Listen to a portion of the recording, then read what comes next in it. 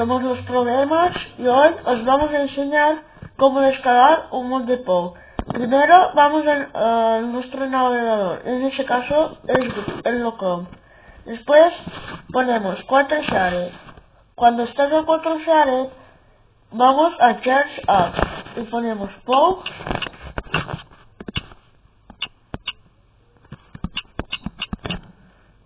Tenemos eso, POW 1.4.33 y aquí esperamos a que se cargue la página y vamos a la primera opción.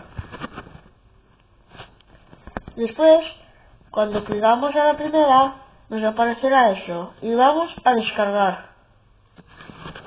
Aquí habrá dos opciones. Nosotros tenemos que clicar la segunda y esperamos 20 segundos.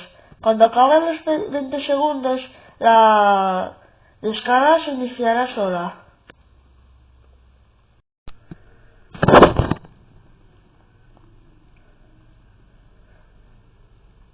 Ahora se acaba. Bueno.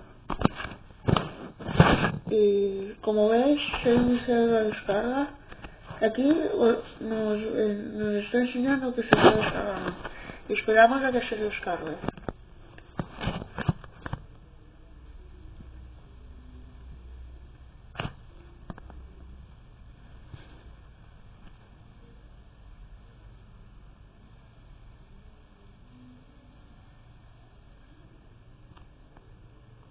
Ahora clicamos, vamos en siguiente, instalar y esperamos a que se instale el juego.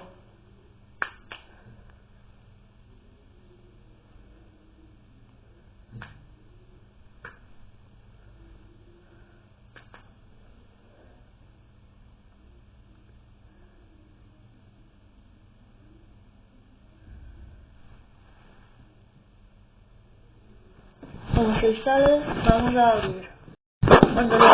Cuando lo abrimos nos aparecerá eso. Como ves, este mod era para comprar monedas. ¿Ves? Podemos comprar cuantas monedas queremos.